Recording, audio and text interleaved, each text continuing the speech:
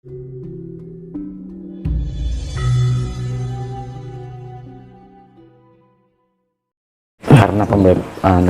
pembahasannya agak berat, ini perlu saya kasih perjelas sedikit. Yang dimaksud itu tadi itu kekosongan itu meniadakan keakuan sebagai manusia itu harus dihilangkan, dilenyapkan. Artinya menetralkan. Sehingga manusianya sudah tidak ada, sudah fana, hanya tinggal sang sejati.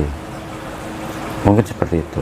Iya. Jadi secara jiwa loh Pak, itu secara... mungkin nanti pemirsa itu harus apa ya, mungkin memutar lebih dari 2 kali untuk memahami ini, karena agak-agak berat. Meskipun obrolan di pagi hari ini apa ya, agak-agak ngantuk, tapi ya asik juga. Monggo dilanjut Mas Dinus. Karena gini Pak, ketika kita sedang mengamati atau memahami pengetahuan tentang ini, kita harus bisa melepaskan kebenaran yang kita miliki. Kan butuh kerendahan hati itu, iya kan? Butuh merunduk, iya kan? Butuh sesuatu yang kita merendah atau mengosongkan diri dulu tadi, iya kan? Makanya kan kadang ketika kita mendapatkan sesuatu dari orang lain, kosongkanlah gelas itu sendiri, biar sesuatu masuk, kamu tahu rasanya apa toh isinya gelas ini, asin, manis, rasa melon atau rasa anggur, iya kan, biar kita bisa merasakan. Makanya ada istilah kosongkan gelas terdahulu sebelum kita menerima sesuatu hal yang baru. Ketika kita bisa menerima cara seperti itu, berarti dia masih menuhankan kebenaran, kapasitas kebenaran yang dia miliki. Karena maka istilah kebenaran orang lain tergantung pada jangkauannya, kadewatannya tadi saya kembalikan. Makanya jiwa yang semakin tinggi levelnya menuju sebuah namanya kadewatan, kabrahmanan. Kabrahmanan, kadewatan.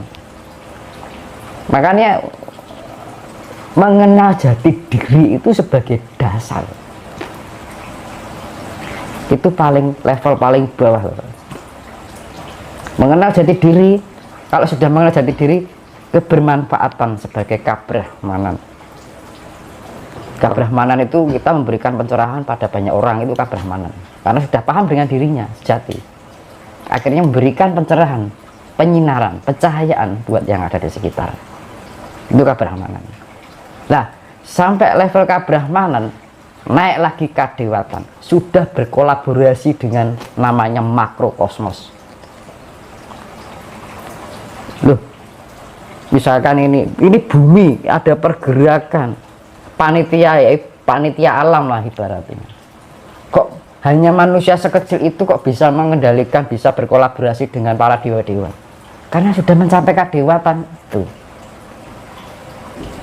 sudah paham hierarki alam apa, sistem kinerja alam apa. Karena ketika kita dibekali memahami alam semesta itu kan dari tubuh ini kan simbol dari bumi.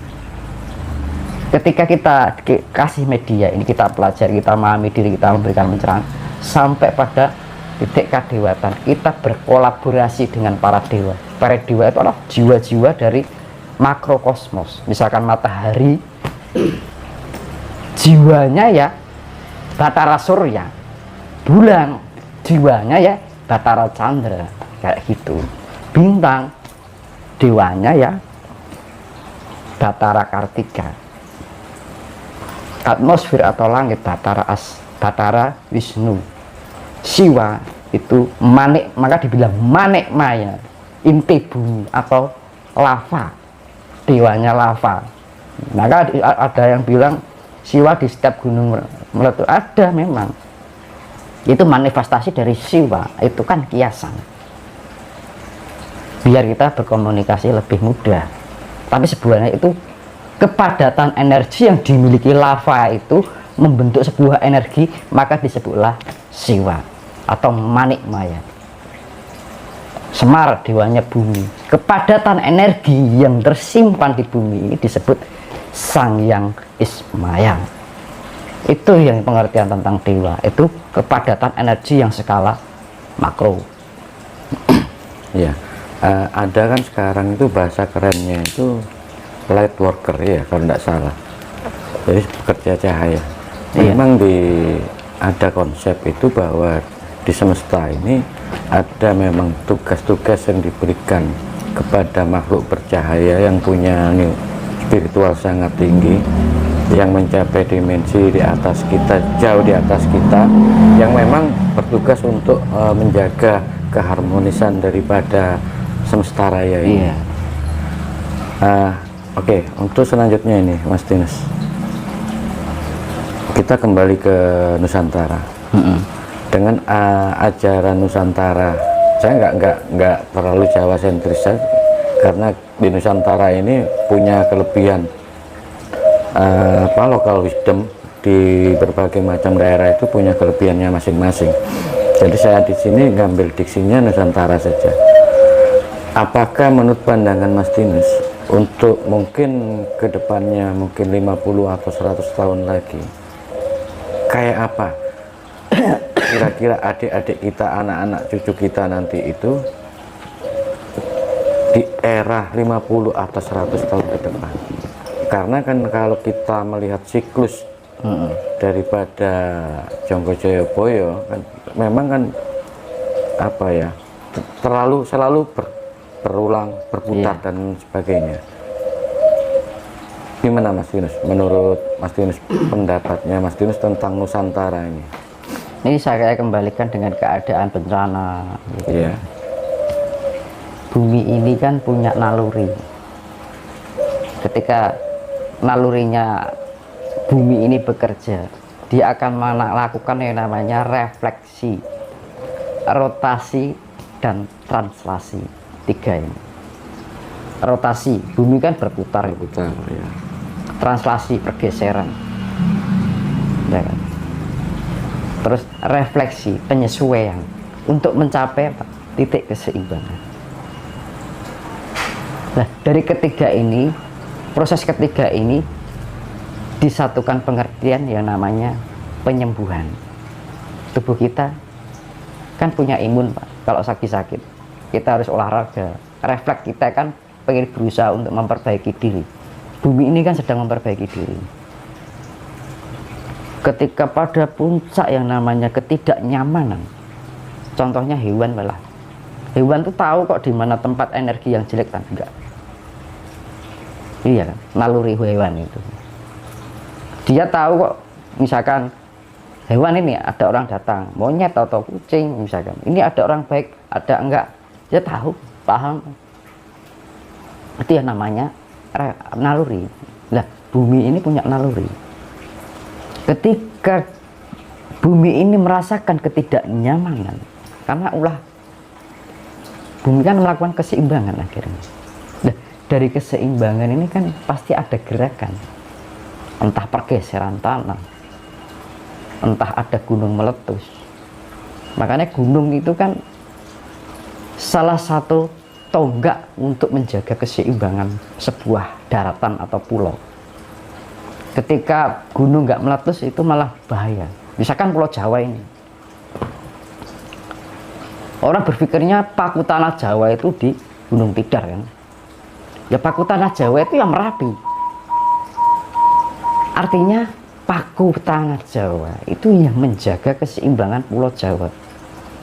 Bagian tengah, bagian timur itu mencapai Bali yang namanya Gunung Agung. Sisi barat Krakatau. Maka ketiga gunung ini sangat paling aktif dalam menjaga keseimbangan. Itu refleksivitas, ya kan? Nah, artinya sekarang 2025 sudah banyak terbongkar kezaliman, ketidakbaikan atas segala tindakannya, mulai terbongkar di tahun 2025 ini kan. Artinya apa? Ini sudah mulai bekerja.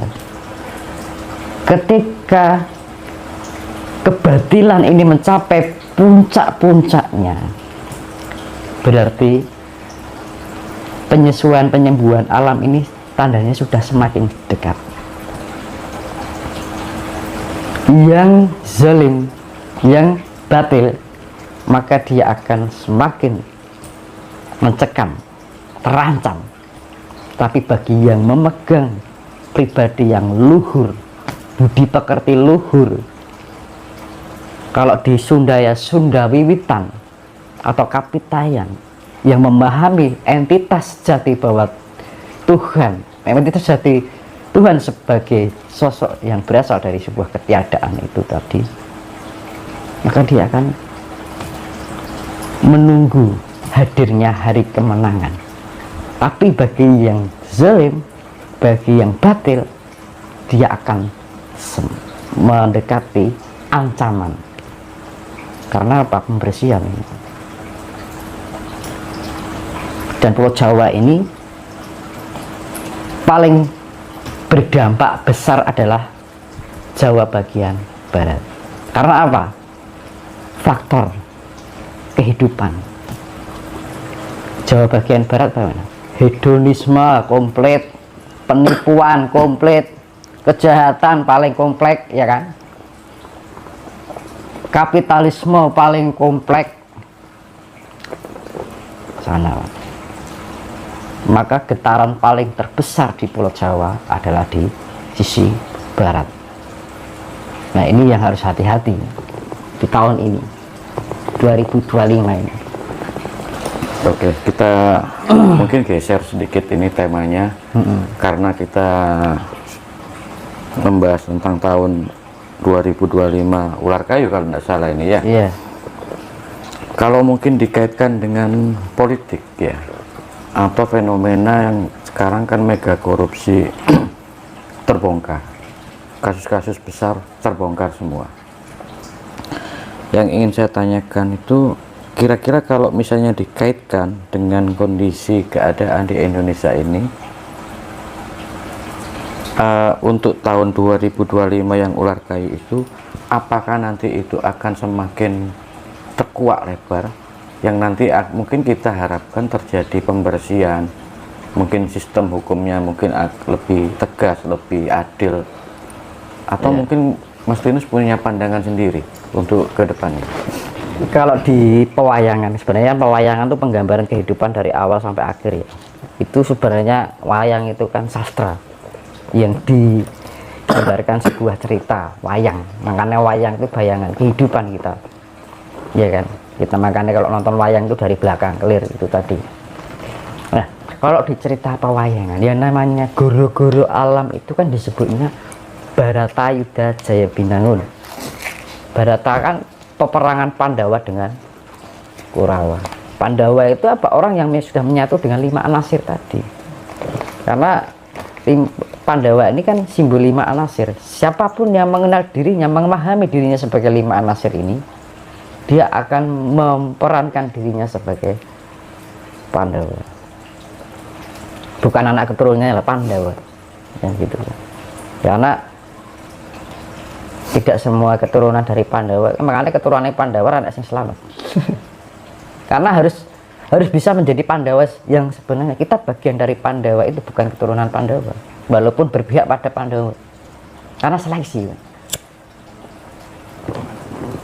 Nah, di dalam peperangan ini menjelang datangnya diawali perang Baratayuda, itu yang terancam adalah Sangkuni dan Durna. Ya, Pak. Mendekati Baratayuda itu Sangkuni dan Durna itu mulai kebingungan, mulai terungkap kejelek-kejelekannya di saat mendekati Baratayuda. Nah, sekarang sesuatu yang batil itu apa nggak sama dengan sifat Sangkuni dan Durna? Sifat Durna pandai berbicara dalam sebuah kebaikan, tapi menjerumuskan. Ya, Sangkuni sangat pandai dalam berbicara, tetapi di balik itu mempunyai siasat yang tidak baik. Lah, senjata mereka apa? Mulut kan? Ya kan? Maka sama halnya sio ular. Lah, ular itu senjatanya apa? Mulut kan? Bisa, iya. Mulut. Nah, makanya itu kita kalau menemukan ular, kita bunuh, kita hindari, atau kita tangkap, kan daripada resiko kita menghindar ya. Karena apa? Di tahun 2025 ini selain banyak mulut yang berbisa, tetapi dia juga akan berperan sebagai ular itu sendiri.